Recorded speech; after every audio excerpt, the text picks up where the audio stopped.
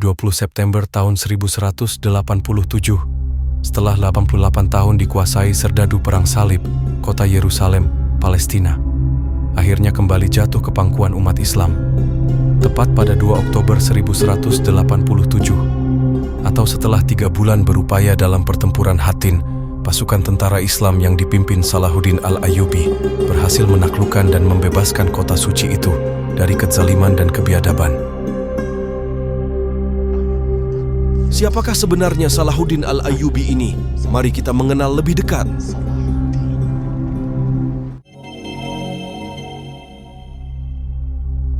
Salahuddin Al-Ayyubi adalah seorang jenderal dan sosok pejuang Islam yang berasal dari Tikrit, sebelah utara Irak saat ini.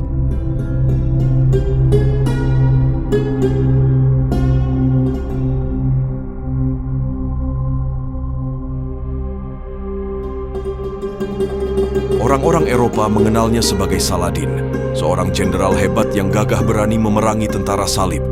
Selain itu, Salahuddin Al-Ayyubi dikenal sebagai pendiri dinasti Ayyubiyah yang kekuasaannya meliputi Mesir, Suriah, Mekkah, Madinah, sebagian Yaman, Irak, dan Palestina.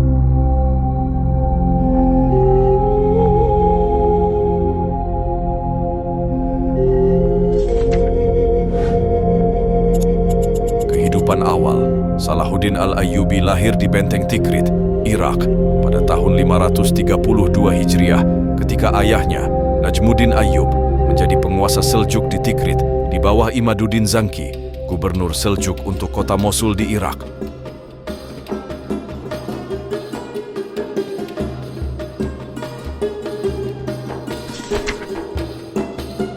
Selama di Baalbek inilah Salahuddin mengisi masa mudanya dengan menekuni teknik, strategi, maupun politik perang. Ia juga mengenyam pendidikan di Damaskus untuk mempelajari teologi Sunni selama 10 tahun. Setelah 10 tahun mengenyam pendidikan di Damaskus, pada tahun 1164, ia dikirim oleh penguasa Damaskus ke Mesir untuk membantu dinasti Fatimiyah melawan serangan tentara salib. Menjadi wazir Mesir. Di Mesir, Salahuddin diminta untuk mempertahankan wilayah itu dari serbuan kerajaan Latin Yerusalem di bawah pimpinan Amalrik I. Meski saat itu, dinamika politik di Mesir sangat keras dan ia tidak memiliki kuasa atas tentara yang masih di bawah pimpinan Al-Adid, wazir, setara Perdana Menteri yang lemah.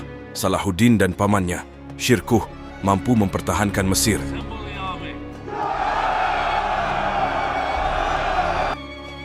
Setelah Al-Adid meninggal, Shirkuh diberi kepercayaan menggantikan posisinya sebagai wazir karena telah berhasil mempertahankan Mesir. Namun hanya dalam waktu 2 bulan, Shirkuh meninggal dan jabatan wazir Mesir akhirnya dipegang oleh Salahuddin Al-Ayyubi.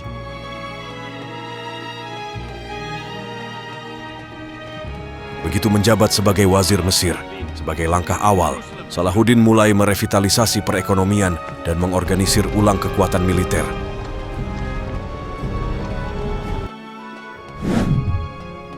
Mendirikan dinasti Ayyubiyah.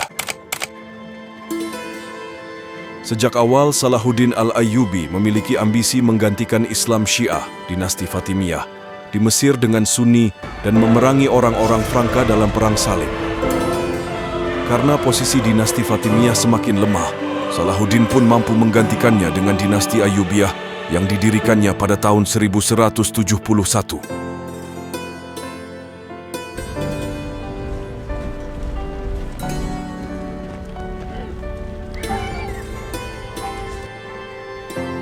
Setelah resmi mendirikan dinasti Ayyubiyah, Salahuddin kemudian mengembalikan ajaran Sunni ke Mesir. Ambisi Salahuddin untuk menggeser aliran Syiah dengan Islam Sunni pun tercapai. Segera setelah berkuasa, ia juga melakukan ekspansi wilayah dengan menguasai Yaman pada tahun 1174. Salahuddin yang berhasil menyatukan berbagai wilayah Islam membuatnya dikenal sebagai khalifah yang memiliki kerajaan terbesar saat itu. Dengan kekuatannya itu, Salahuddin menggunakannya untuk kampanye menaklukkan Yerusalem.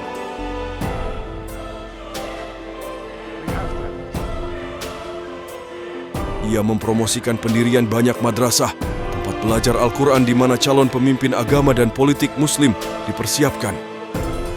Dari madrasah pertahanan kuat dibuat, dan di dalamnya Saladin menemukan dukungan untuk perjuangannya melawan pasukan salib.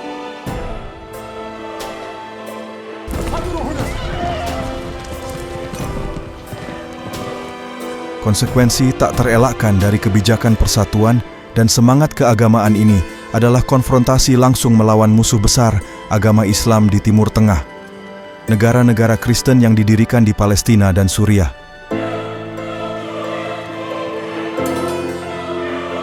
Dua perang salib pertama yang dilakukan pada tahun 1095 dan 1145 telah menyebabkan kedatangan para pejuang Kristen di wilayah dekat Yerusalem di Palestina dan Suriah saat ini.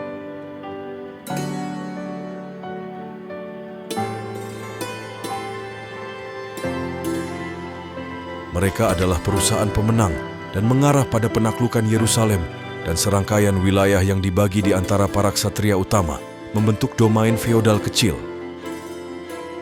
Saladin perlu mengalahkan tentara salib untuk memastikan otoritasnya, karena pada tahun-tahun itu dia tidak kekurangan saingan internal.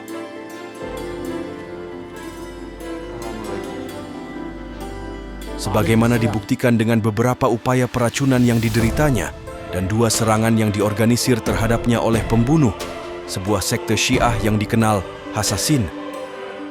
Perang melawan Kristen akan menyatukan semua orang beriman di bawah kepemimpinan Sultan Islam dan Muslim, sebagaimana Saladin menyebut dirinya dari tahun 1184.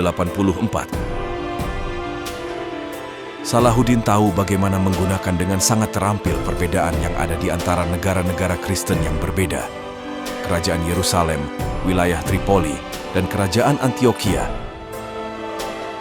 Beberapa tentara salib, terutama pendatang baru, mendukung perang terus-menerus melawan Muslim untuk mempertahankan semangat perang salib. Sebaliknya, yang lain, seperti Raymond, Comte Tripoli, yang menjalin hubungan baik dengan Salahuddin, lebih memilih hidup berdampingan secara damai, sebagian karena alasan ekonomi, karena mereka mempekerjakan petani Muslim untuk menggarap tanah mereka.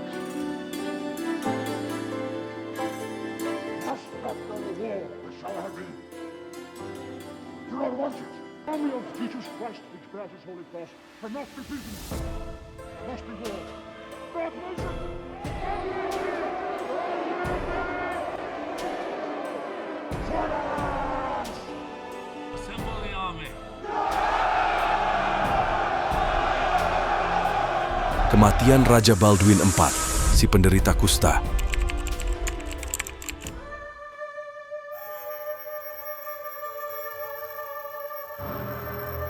Kematian Raja Baldwin memicu krisis di kerajaan Yerusalem yang memunculkan unsur-unsur penghasut perang di antara orang-orang Kristen dan akhirnya menyebabkan peperangan terbuka. Pemicunya adalah provokasi terhadap umat Islam oleh seorang penguasa perbatasan Kristen, Reynaldo de Chatillon.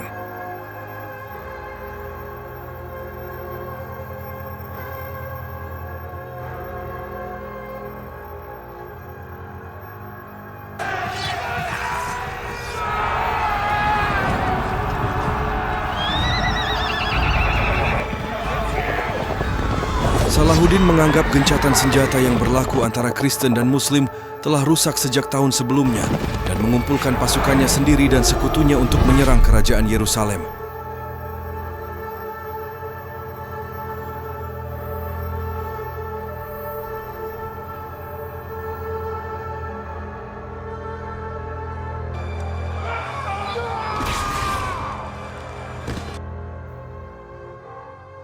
Pada tahun 1187, Guy de Lusignan yang baru saja dinobatkan sebagai penguasa Yerusalem oleh faksi tentara salib yang lebih bersemangat melancarkan serangan besar-besaran terhadap Salahuddin di dekat Tiberias, tetapi Sultan berhasil mengepung tentara Kristen dan menyebabkan kekalahan telak di Hattin.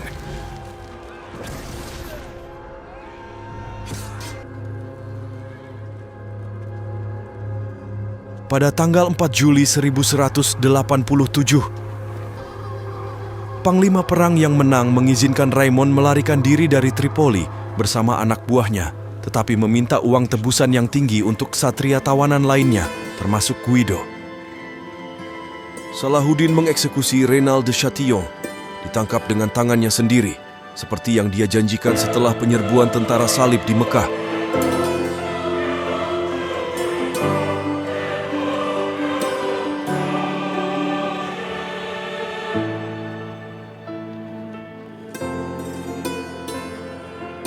Sejak saat itu, dalam sejarah tercatat Salahuddin menduduki alun-alun terpenting tentara salib. Tiberias sendiri, Acre, Askalon, Gaza. Tahap terakhir dari kemajuan ini adalah kota Yerusalem.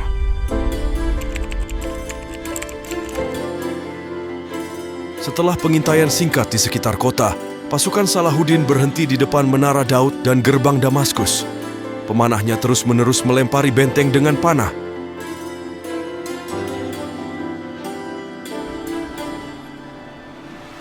Selama 6 hari, pertempuran kecil terjadi dengan sedikit hasil.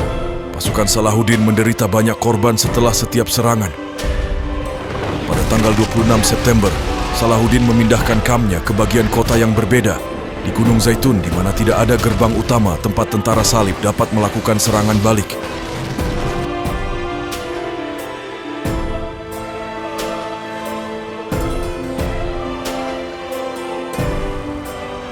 Dinding-dindingnya terus-menerus dihantam oleh mesin pengepung, ketapel, mangonel, petrari, api Yunani, busur, dan anak panah.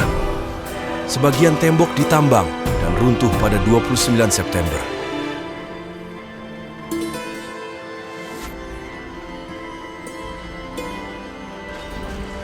Pada akhir September, Balian pergi dengan utusan untuk bertemu dengan Sultan, menawarkan penyerahan diri. Salahuddin memberitahu Balian bahwa dia telah bersumpah untuk merebut kota dengan paksa dan hanya akan menerima penyerahan tanpa syarat. Salahuddin memberitahu Balian bahwa spanduk Salahuddin telah dikibarkan di tembok kota.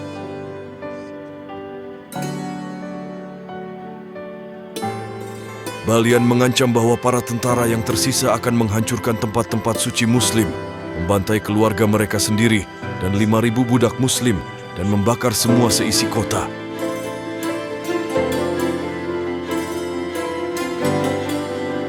Salahuddin, yang ingin merebut kota itu dengan sesedikit mungkin pertumpahan darah, bersikeras bahwa tentara salib harus menyerah tanpa syarat, tetapi bisa pergi dengan dikawal pasukan Salahuddin. Balian pun setuju. Salahuddin tidak ingin membalas dendam di mana 100 tahun sebelumnya pasukan salib membantai ribuan orang-orang Muslim saat menduduki Yerusalem. Umat Kristiani terpaksa membuka gerbang pada tanggal 2 Oktober 1187, menandakan kekalahan pasukan Balian, dan pendudukan Yerusalem oleh Salahuddin ini akan menjadi latar belakang terjadinya Perang Salib ketiga. Kristen Latin menanggapi dengan meluncurkan Perang Salib ketiga yang dipimpin oleh Richard si Hati Singa, Philip Augustus, dan Frederick Barbarossa secara terpisah.